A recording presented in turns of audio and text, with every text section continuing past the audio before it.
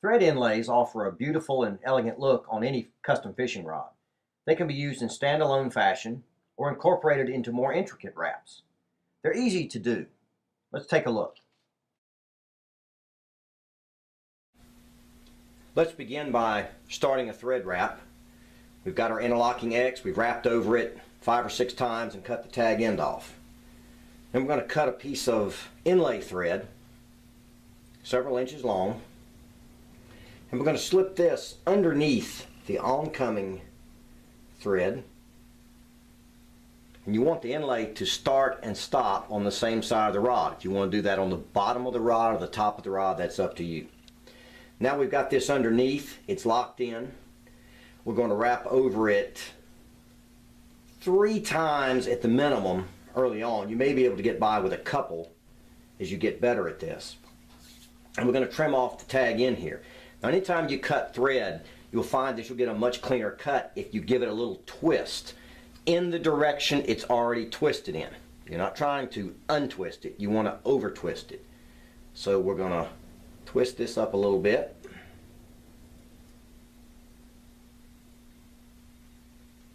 And trim that off.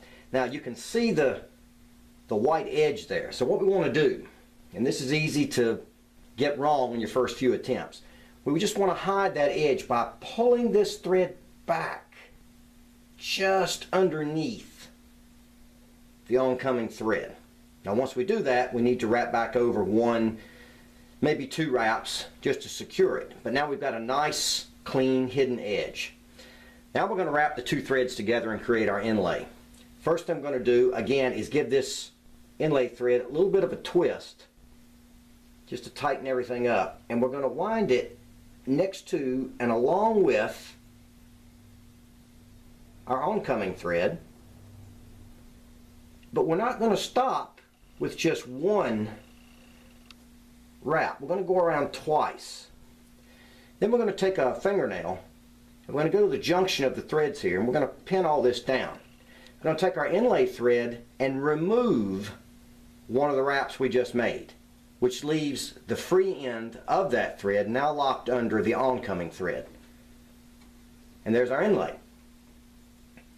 We'll go around, you can square this up, go around a couple, 3, 4 times, whatever you feel good with at the moment. And again, a little bit of a twist to tighten the thread up. Cut that. And then so on and so forth as you wrap your guide or tie off or what have you. There's your single thread inlay. Now I want to do this again, and we'll make about 3 inlays this time, just so you can see the process and understand why you always wrap around 1 more time than the actual number of inlays that you want. Like we did just here now. 1 inlay, 2 revolutions. 3 inlays, 4 revolutions. So on and so forth. Okay, we're going to make 3 inlays this time out. We've started our wrap again, and we're going to take our inlay thread, which is somewhat longer now because we have to allow for the fact that we're going around the circumference of the blank 4 times to make 3 inlays.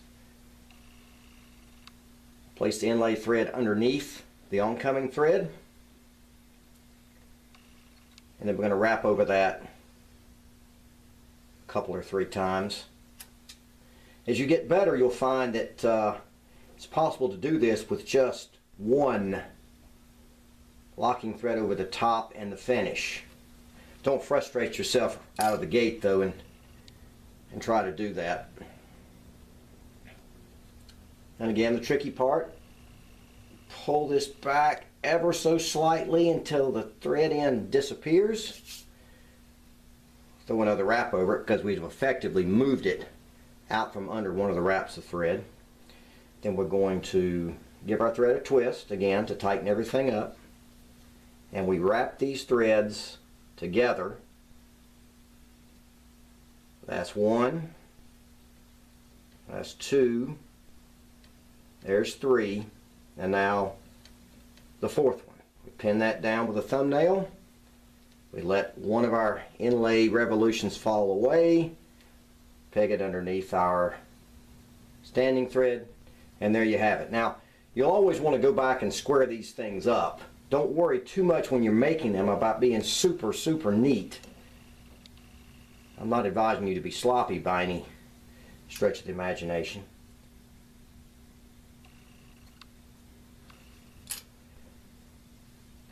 And then we come back with the thumbnail on both sides. Also helps, and some people use a burnisher for this, to run your fingernail under a little bit of pressure right on top of the wraps, and that tends to space them. See how nicely spaced they are now? And then we would go from here either to a tie off or onto our guide foot or whatever the case may be. But that's 3 inlays. 4 revolutions, 3 inlays.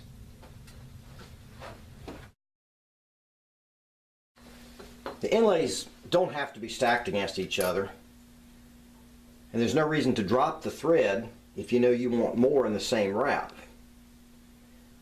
We'll start off here again by putting our inlay thread underneath the oncoming thread to lock it into place, and then we'll put a couple wraps over the top of it. You can do more if you want. It's no reason to get out of hand with it. 2, 3, 4 wraps is generally enough. This is metallic thread, which is a little harder to work with. It's always important to choose a good quality thread, a good name brand thread. Pull that back just a hair till it disappears. Throw another wrap or 2 over the top of it, and we will wrap this along with our standing thread.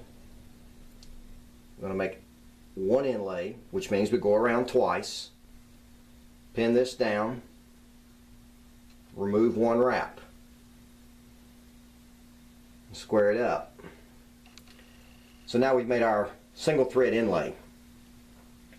Let's say we want to make another one, but we don't want to put it right next to that one. We want to come up the rod a little further. Well, that's fine. Keep this square because you want everything to stop and start on the same axis. It's just neater, it looks better. And go over whatever distance it is. Let's say we'll call this 3/16 of an inch, and now you're ready for another one. I'm going to use a thumbnail, one of the handiest tools in all of rod building, and square this up. And now we're going to go around again, do the exact same thing we did the first time.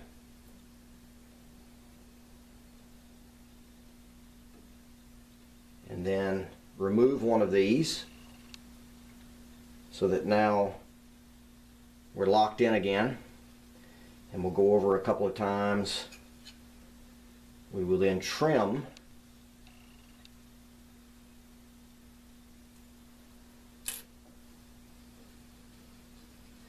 and there we have 2 inlays, but they're not necessarily against each other. And you could go on with this depending on the length of the wrap you have and how many inlays you want. But if you're using particularly the same color in the same wrap for more inlays, you don't necessarily need to drop your inlay thread each time. Go ahead and fold it underneath, keep wrapping, make another inlay, so on and so forth.